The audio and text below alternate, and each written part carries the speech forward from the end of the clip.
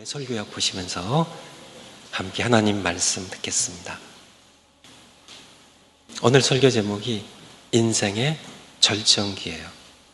누가 인생의 절정기를 살아가세요? 우리 노부모님들이요. 백발은 영화의 면류관이라 믿으시나요? 백발이 영화의 면류관이에요. 영광스러운 찬란한 영광의 면류관이에요, 백발이. 그런데 왜 염색들 하시죠? 백발이에요. 저는 백발이라도 좀 있으면 좋겠는데. 어쨌든,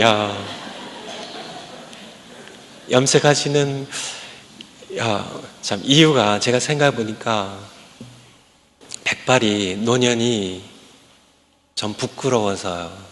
젊음이 부러워서. 그래서 젊어 보이시려고 염색하신 것 같은데, 오늘 하나님 말씀 잘 들으시고, 백발이 영화의 면류관입니다. 의로운 길에서 얻으세요. 서론적으로 이 시대의 상황을 살펴보면, 사회적으로 보면, 겉으로는 노인분들을 우대하는 것 같지만은, 속으로는 실상 그렇지 않은 것 같아요.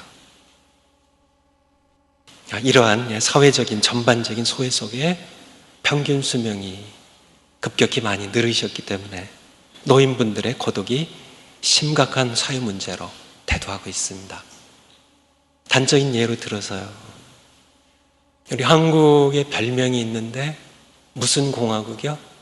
자살공화국입니다. 2010년 통계를 보니까 OECD 국가 가운데 자살률이 한국이 OECD 평균보다 2배가 높아요. 2배가. 근데 선진국들이 후진국들보다 자살률이 더 높기 때문에 OECD에서 최고면은 세계에서 우리 한국이 자살률이 최고 높습니다. 근데 더 안타깝고 더 슬픈 것은 노인들의 자살률은 OECD 평균의 4배예요. 4배. 자살률이 가장 높은 나라의 그 자살률이 그 계층 간에서도 노인분들이 가장 높아요. 연세 드신 노인분들이 외롭게 살다가요. 할머니가 아내가 밖에 나간 사이에 할아버지가 유서를 써놓고 더 이상 살기 쉽지 않다고 그렇게 생을 끝내고 하시는 것들이 한국 사회에 계속 일어나고 있습니다. 심각한 문제입니다. 그냥 두고 보고 있을 문제는 아니죠. 그래서 대책을 강구하지만은 실상은 국가도 그렇고 사회도 그렇고 근본적으로 이 문제를 해결할 수 있는 것은 아니에요. 왜냐하면 모든 문제가 그런 것처럼 이 문제도 신앙 안에서만 근본적으로 해결될 수 있기 때문입니다. 두 번째, 세상 사람들은, 하나님이 없는 일반 사람들은 무슨 인생을 살아갈까요? 무슨 인생을 살아갈까요? 괄호 안에 고체 인생을 살아갑니다. 인생을 청년기, 장년기, 노년기로 나눈다면 외모가 있고요, 젊음이 있고 힘을 자랑하며 살아간 꽃의 인생을 살아간 사람들에게는 인생의 절정기는 언제일까요? 청년기입니다. 청년기. 꽃다운 인생이라고 그러잖아요. 꽃다운 인생입니다.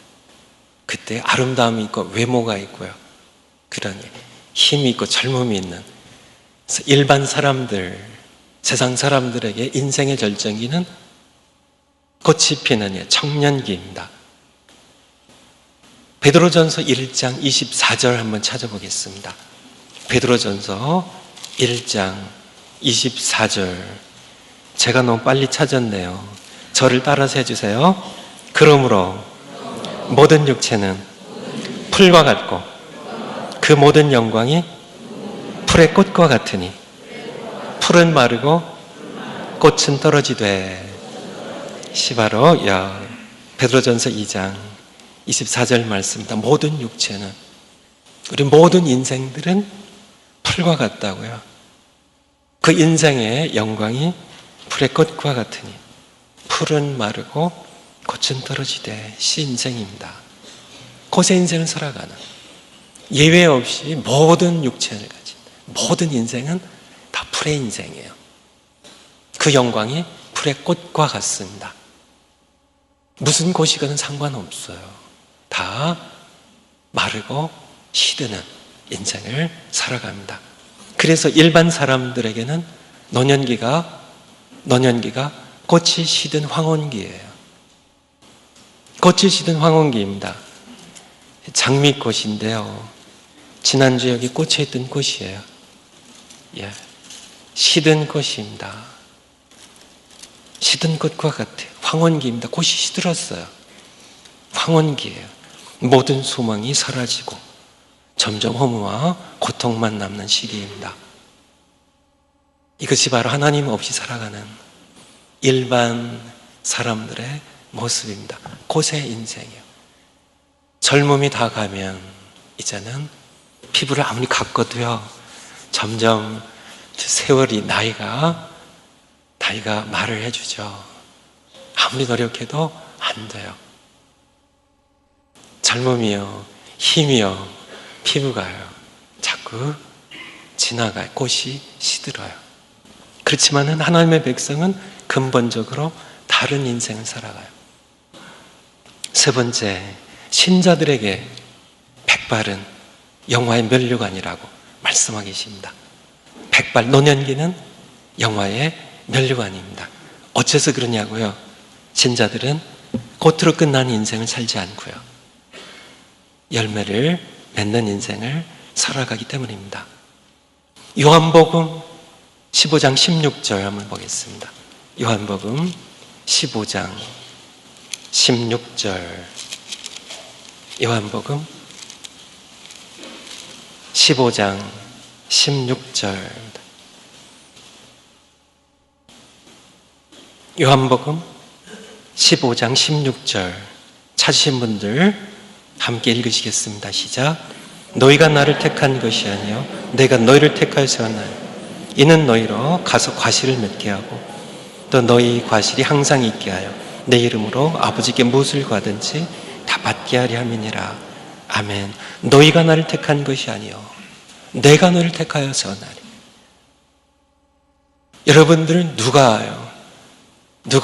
여러분이 예수님을 택한 게 아니고 예수님이 여러분을 택하여 그냥 꽃으로 살다가 꽃으로 칠 인생을요, 그 가운데 여러분을 택하여 세웠습니다. 이는 너희로 가서 과실을 맺게 하려고요. 과실을 맺게 하려고요. 예수님께서 여러분을 꽃으로 사는 인생을요, 그러다 시들고 마를 인생을 여러분을 그 가운데서 택하셔서 과실을 맺는 인생으로 예수님께서 부르셨어요. 그것을 위해 예수님은 이 땅에 오신 겁니다. 시편 1편에 보면 복 있는 사람은 이러이러하지 않고요, 이러한데요, 어떠하다고요? 시냇가에 심기운 나무와 같아서요, 시절을 쫓아 무엇을 맺어요? 과실을 맺어요. 시절을 쫓아 과실을 맺어요. 그 잎사귀가 마르지 아니에요. 그렇지만 악인은 그렇지 않으며 오직 바람에 나는 겨와 같다고요. 겨와 같다고요. 열매가 없는 쭉정이를 가리킵니다. 쭉정이 인생입니다. 그냥 열매 없는 시드는 인생을 가리킵니다. 그렇지만은 여러분을 택하여 세우신 그 이유는 여러분의 인생을 열매 맺는 인생으로 바꿔주시기 위함임을 우리에게 말씀해 주고 계세요. 그러므로 신자들의 인생의 절정기는 괄호 안에 무엇이 들어갈까요? 괄호 안에요? 노년기에 오게 됩니다. 모세를 예로 들면요, 하나님께서 모세의 인생을 오늘 설교에 다 알맞게 인도를 하셨어요. 120년을 살았는데요, 40년. 첫째 천년기 40년은요, 그때가 모세의 인생의 절정기였을까요? 애굽 궁정에서요, 공주의 아들로 자라면서 그때가 절정기 아니었을까요? 절정기 아니죠. 그렇다면 이제 쫓겨나서 도망쳐서요, 이대로 장인의 양을 치며 40세에서 80세까지 살았을 때 양치기 절정기 아니죠. 모세 인생의 절정기는 80세 하나님 부르심 받아서 이스라엘 백성들 출애굽시키며 홍해를 가르고요, 반석의 샘물이 나게 하며 백성들 이끌었던 이 마지막 노년기가 모세에게는 절정기입니다. 하나님의 사람들의 모습이에요. 꽃으로 사는 그런 사람들, 꽃이 시들고 말면은 아무것 남지 않잖아요. 더 이상 무슨 낙이 있어요. 이제는 꽃다운 인생이 꽃이 졌으니까 시들고, 무슨 꽃이어도 상관없습니다. 장미꽃이어도요, 이래봬도 이게 장미꽃이라니까요. 장미꽃이지만 시들면, 마르면요, 잎이 마르고요,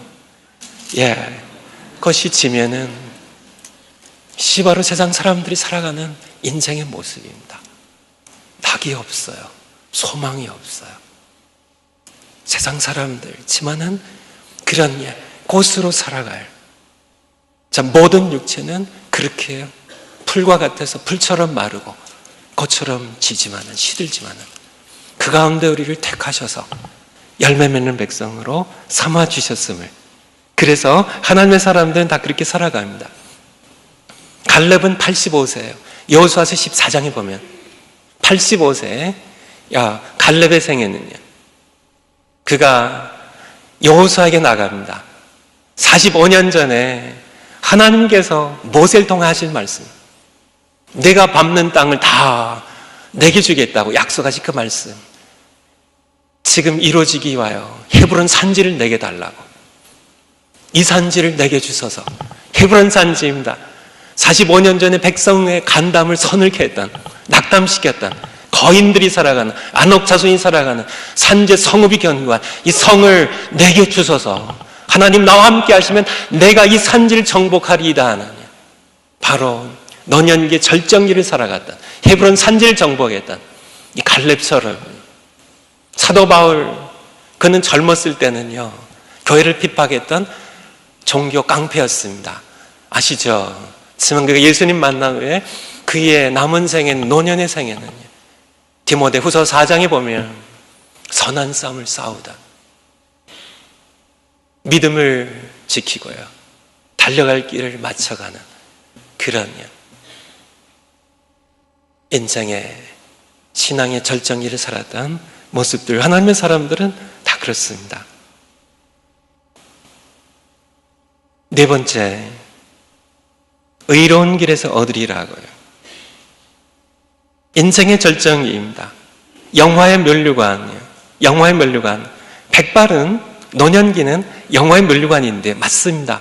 하나님 백성들에게 허락된 영화의 면류관인데요, 이 노년기는 인생의 절정기가 되기 위해서는 의로운 길을 걸어가야 된다는 얘기입니다.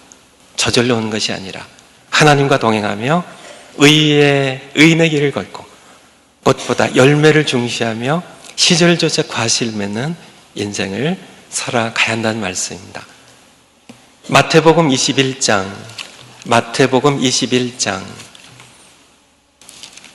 19절을 먼저 보죠. 마태복음 21장 19절. 마태복음 21장 19절. 길가에 한 무화과나무를 보시고, 예수님께서 공생의 마지막 부분입니다. 베다니에서 예루살렘을 올라가신 길에 시장하셨어요. 그래서 길가에 한 무화과나무를 보시고 거기로 가셨습니다. 잎사귀 밖에 없어요. 그래서 예수님께서 그 나무를 저주하셨습니다. 이제부터 영원토록 내게 열매가 맺지 못하리라 하시니 무화과나무가 곧 마른지라. 이 구절을 보통 열매 없었던 이스라엘 백성들을 예수님께서 염두에 두고 말씀하셨다고 그렇게 해석들을 합니다. 43절에 보면 같은 장입니다. 마태복음 21장 43절에 보면 그 해석이 맞다고 판단이 됩니다. 마태복음 21장 43절 같이 한번 읽으시겠습니다. 시작. 그러므로 내가 너희에게 이르노니 하나님의 나라를 너희는 빼앗기고 그 나라의 열매 맺는 백성 받으리라. 아멘. 예수님의 말씀입니다. 하나님의 나라를 너희는, 유대인들 너희는 빼앗기고 열매 없는 입만 무성한 무화과 같은 너희들은 빼앗기고 그 나라의 열매 맺는 백성이 비록 이방인이라 할지라도 하나님 나라 열매 맺는 백성이 받으리라고 예수님 말씀하셨습니다. 우리는 인생의 절정기에 백발은 영화의 면류관이라고요.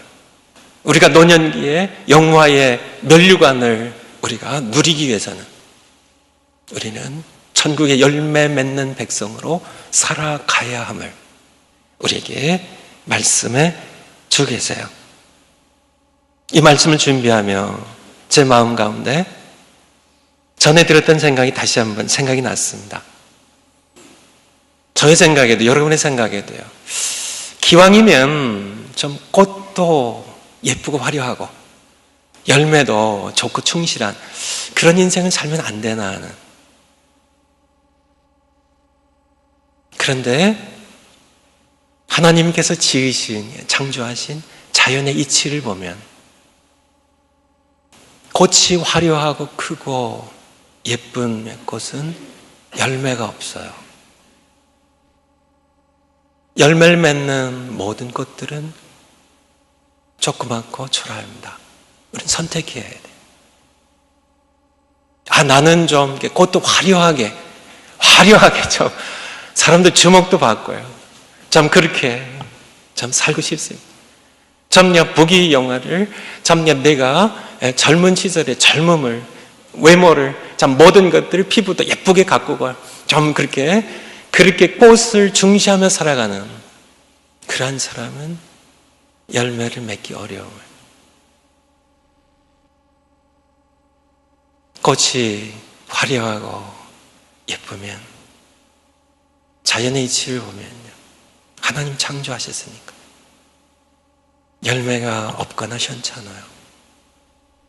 근데 생각해보니까 예외가 하나 있더라고요. 꽃도 화려하고 예쁘고 열매도 아주 충실한 한 가지 예외가 있는데 제 생각해보니까 호박꽃이더라고요.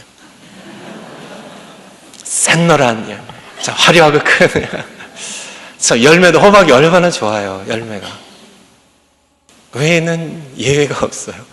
예외가 있겠지만은 인생 가운데도 꽃을 중시하는 그러한 인생 사는 분들 열매가 충실할 수 없습니다. 일반적으로는요. 우리는 꽃이요. 꽃에 해당되는 젊음, 힘, 외모 시들어요. 꽃이에요. 시들어요. 시들게 그냥 두세요. 여러분들이 어떤 꽃이든지요. 시들게 두세요. 하지만은 우리에게는 열매가 있음을, 열매 맺는 하나님의 백성들임을 항상 기억하시기 바랍니다. 다섯 번째, 인생의 황금기입니다. 세상 사람들에게 인생의 황금기는 없습니다. 그들에게 황금기는 없어요. 신자들에게 인생의 황금기는 아직 오지 않았습니다. 우리의 황금기는 주님께 우리가 가면 인생의 황금기를 영원히 누리며 살아갈 겁니다. 그러므로 세상 사람들과 달리 신자의 황혼은 슬프지 않아요. 세상 사람들 황혼은 슬픕니다. 슬프잖아요. 국화도요, 장미도 소용없어요. 시들잖아요. 그래서 떨어지고 마는 꽃의 인생입니다. 하지만은 하나님의 백성들은 열매 맺는 인생이거든요.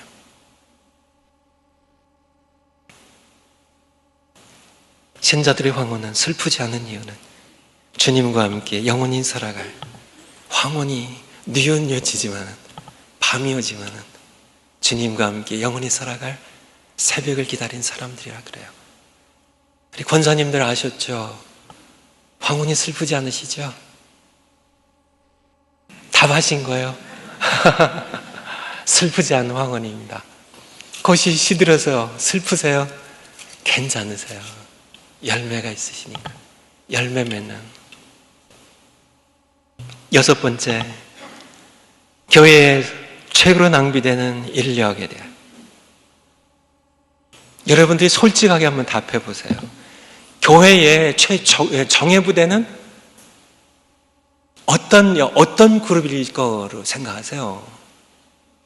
다음 달이 되면 6.25 사변인데, 북한의 훈련된 정예 부대가 북한군이 이렇게 쳐들어왔는데, 남한에는 그렇게 훈련된 정예 부대가 없었어요. 그래서 그냥 속수무책으로 당하면서 파죽지세에 밀렸는데, 어떤 전쟁이 있다면 가장 결정적인 승패를 가름하는 가장 중요한 전쟁에 최고 정예 부대를 파견합니다. 그래서 승패를 결정짓죠. 우리 교회가 영적인 싸움을 싸우는데요, 어둠의 나라와 함께 영적인 싸움을 싸우는데, 우리 교회가 투입해야 할 가장의 정예 부대는 어느 그룹일 것 같으세요? 솔직하게요. 제가 어버이줄이라 제가 아부하는 게 아니고요, 저는 아부 잘 못합니다. 하나님 말씀으로 전합니다. 우리 교회 최정예 부대는 애녹평원입니다. 아멘이 없으신데요, 하나님 말씀이에요. 하나님 말씀입니다. 세상의 풍조에 우린 밀려갈 수는 없어요. 세상의 풍조에. 세상은 꽃의 인생을 살아간 사람들이거든요. 젊음이 시들면 그들은 퇴물이에요. 꽃이 졌으니까요. 풀이 마르고 꽃은 지니까요. 시드니까요. 더 이상 그들은 바랄 것도 없고요, 낙도 없고요. 그냥 그렇게 시들고 많은 그런 인생을 살아가니까요. 하지만 하나님의 백성들은 다르거든요. 꽃이 시들죠. 마찬가지로 꽃이 시듭니다. 하지만 우리에게는 열매를 맺는, 천국의 열매 맺는 백성임을, 열매 맺는 백성임을. 그러면 왜 목사님은 은퇴를 그렇게 서두십니까? 이렇게 생각하는 분이 혹시 계시다면요, 저는 쉬기 위해서 은퇴하는 건 아닙니다. 저는 일하기 위해서 은퇴합니다. 여러분들이 보내주셔서요, 더 활발하게. 저는 분명히 믿는데요, 저는 20년 전보다, 저는 그 당시 풋나기 목사였습니다. 하지만 20년 전보다 저는 더 연근 목사예요. 10년 전보다 제 설교는 더 연그렇습니다. 앞으로도 제가 갈 길은 많이 있지만요, 저는 시간이 흐를수록 점점 더 연그러 갈 겁니다. 사고가 있는데요, 어느 거 드시겠어요? 빨간 거 드시겠어요? 이거 2개 드릴게요. 그래도 싫으세요? 풋사과입니다. 떨고 시고, 맛이 덜 연근, 덜 들은 풋사과예요. 우리는 꽃의 인생은 아닙니다. 시들고 많은 꽃의 인생은 아니에요. 천국 열매 맺는 하나님의 백성이에요. 하지만은 우리는 젊었을 때는 아직 풋사과예요. 맛이 덜 들은. 하나님께서는 젊은 모세를 쓰기가 어려웠어요. 바울을 쓸 수가 없었어요. 아직 풋사과니까. 저는 풋사과였어요. 풋내기였어요. 하지만은 세월이 흐르면서요, 이제는 단맛이 깊이 든 하나님을 더 사랑하고요, 20년 전보다 10년 전보다 설교가 더 제 마음 가운데 확신과 기쁨이 있고요, 여러분들을 더 사랑하고요, 5년 전보다 제가 지금 더 사랑하고요, 5년 후에는 여러분을 더 사랑할 겁니다. 저는 더 맛이 깊이 하나님을 향한 내 사랑도 점점 더 풋사과였느니 벼로 떨고 그렇게 참 먹을 만한 맛이 없었던 그런 사랑이었지만, 하나님을 향한 사랑도, 예수를 향한 믿음도 점점 연그러가는, 사실은 제 얘기를 드린 것이 아니라 여기 계신 우리 노부모님들 말씀드리는 겁니다. 저보다도 더 세월이 흐르며 주님을 모시고 살며 삶 속에서요, 많은 실패도 맛보며 슬픔과 기쁨을 맛보며 주님과 함께 동행하며 마음 가운데 연그러진 그 연근, 그 믿음으로요, 그 사랑으로요, 그 확신으로요, 하나님을 섬길 정의 부대리심을 우리는 함께 기억해야 할 겁니다. 숙제 첫 번째 숙제들은 우리 어버이들을 위한 숙제고요. 두 번째 숙제들은 우리 젊은 분들의 숙제입니다. 어버이들께 드리는 첫 번째 숙제는요, 시들어 간 꽃처럼 살지 않고 천국의 열매 맺는 백성으로 살아가기입니다. 그렇게 살아가시겠어요? 예, 답을 하신 거죠? 저를 한번 따라서 해주세요. 우리 65세 이상 되신 어버이들만 저를 따라서 해주세요. 나는, 한번 이름을 불러서요. 나 손원배는, 조금 더 크게 해요. 정예부대답게. 나 아무개는, 이름을 넣어서요. 제가 너무 어렵게 하나요? 그냥 그러면 이름은 생략하고, 나는, 다시 한번요. 나는 시들어간 것이 아니라 천국의 열매 맺는 백성입니다. 다시 한번요. 나는 시들어간 것이 아닙니다. 믿으시죠? 예, 천국의 열매 맺는 백성입니다. 그렇게 살아가셔야 돼요. 아시겠죠? 세상의 풍조에 이렇게 떠밀려서 살지 마세요. 그들은 어차피 고세 인생입니다. 우리는 근본적으로 다른 인생을 살아가거든요. 열매 맺는 인생으로요. 열매 맺는 인생으로요. 열매는 세월이 흐를수록 더 깊어져요. 맛이 깊어져요. 사랑이, 믿음이 깊어져요. 삶의 지혜가 깊어져요. 주님을 향한 열정이 깊어져요. 그런데 안타까운 것은 거의 대부분의 모든 교회들이 이 최정예 부대가 무장 해제하고 하나님 부르실 날만 기다리며 손 놓고 세월만 허송하는 그런 교회들, 우리 목사님들이 잘못해서 죄송해요. 최정예 부대인데요. 최정예 부대인데.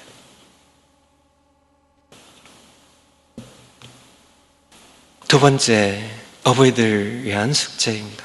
기도하고 성경 읽고 찬송하며 에녹처럼, 에녹이 몇백 년 동안요? 300년 동안. 젊어서가 아닙니다. 그 에녹의 후년을 300년 동안 하나님과 동행하며 의로운 길을 걸어가세요. 세 번째, 야곱처럼, 창세기 49장의 야곱처럼 후손들을 축복하세요. 네 번째 숙제, 기도, 전도, 선교에 참여하며 인생의 절정기를 보내기입니다. 자리는 젊은이들에게 물려주고요. 저도 제 자리는 젊은 분들이 맡아도 충분히 훌륭하게 해낼 수 있습니다. 자리는 물려주고요. 자리를 물려주고 지위나 명예는 다 젊은이들에게 물려주고 영적 싸움이 치열하게 벌어지는 선교 현장에, 교회를 개척하는 그 현장의 일선에 우리는 살 만큼 살았으니까요. 저도 얼마만큼 웬만큼 살았으니까요. 이제는 선생님 죽어도 그렇게 아쉬울 거 없거든요. 정말 모든 명예는 다 우리 젊은이들에게, 지위나 명예나 자리는 다 젊은이들에게, 그들도 또 성수의 길을 걸어갈 수 있도록, 풋과일들이 연근이란 과일의 열매가 될 수 있도록 자리 내어주고, 정말 주님을 위해 목숨 걸고 싸워야 하는 가장 중요한 전쟁에, 가장 결정적인 하나님 나라의 승리를 가져와야 하는 결정적인 그런 전투에 최정예 부대로서 참여하는 겁니다. 전 그것을 세상 사람들에게 교회에 보여주고 싶어요. 저의 삶을 통하여 다 내려놓고요. 제가 모세가 그가 하나님 부르시는 마지막 시간까지, 마지막 시간 인생의 절정기를 살았던 것처럼 열매 맺는 그런 하나님의 백성으로 그가 마지막에 그 노년기를 절정으로 영원히 멸류관을 누리면서 그가 그렇게 하나님을 섬겼던 것처럼요. 바울이 마지막 주님 부르신 그날까지 인생의 절정기를 살았던 것처럼, 하나님의 사람들이 그렇게 살았던 것처럼요. 저의 노년을, 이제 막 시작될 저의 노년을 저는 인생의 절정기를 살아가기 원합니다. 다 자리는 젊은 분들에게 넘기고요. 바로 오늘날 교회가 회복되어야 될, 우리 교회에 인생의 절정기를 살아가시는 우리에게 최고의 정예인 우리 애녹병원에 속한 모든 분들, 기도의 용사로 살아가시고요. 하나님 나라에 참 가장 중요한 그런 역할을 감당하시는 선교와 교회 개척에 그러한 참 일선에서 싸우시는 그런 귀한 우리 노부모님들 되시기를 축원을 드립니다.